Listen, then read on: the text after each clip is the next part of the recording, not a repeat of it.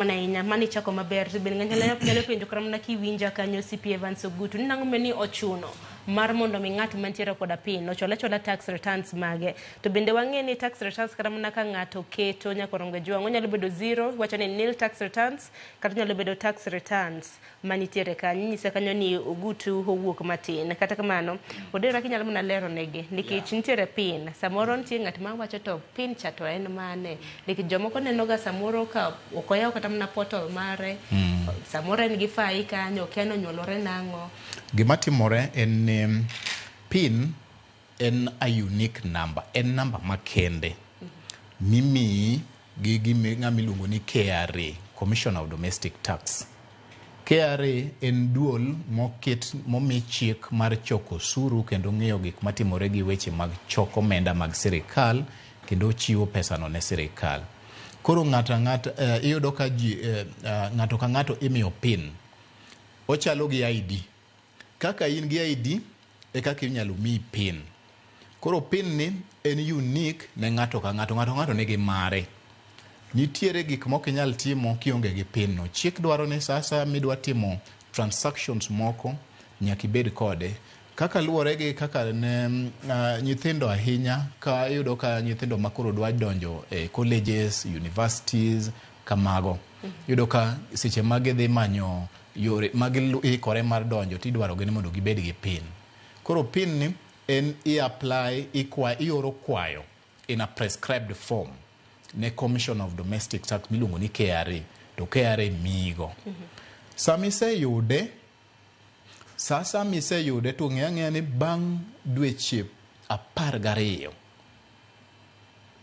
tiende ni sama iseyude timiyi certificate. Certificate no golo nyingi, golo details ni, nyingi, email ni, namba ni mar sime, to nyisi bende period ni. Pin no kisome to nyisi ni accounting period ni rumo ndalo makama, rumo dwe makama. Thoth ji ma iluongo ni individuals rumogi en December ondekie pin no. Omiyo ng'ato winjo bed gi pin certificate ne. Kaka in gi ID no e kaka winjo bed gi pin certificate mo winjo bed ne kano kendo ng'iyo higa ka higa.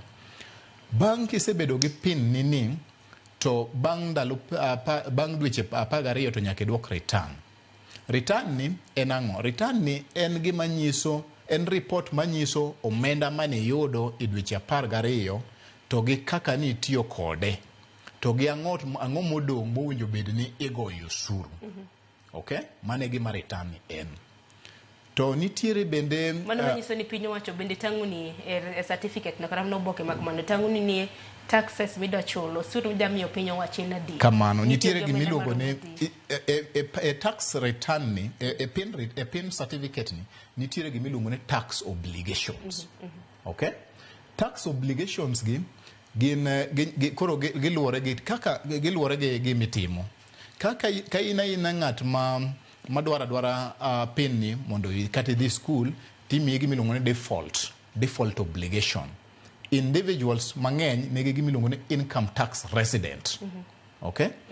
Koro iyudo income tax resident mano chuno ni nyaka ng'ato bedgo. Ok inyal bedo gi pin certificate kionge gi a default obligation. Koro default obligation ni ochuno ni ng'ato nyaka bedgo. Inyalo bedo gi income tax resident kaka ng'at ma individual. Ka in gi employees koro wawache ni koro jalony kata ng'ato to in gi business ni koro in gi ji mendeko matiyoni ka itimedo obligation miluongo ni pay as you earn. To ka in gi gimiluongo ni vertable supplies timedo obligation miluongo ni VAT. Mago e obligations adek ma most common. Kaka na aselero ni pin ni ok mi individual kende imiye nyaka ng'ama olos gi chik miluongo ni company kata non individual taxpayers.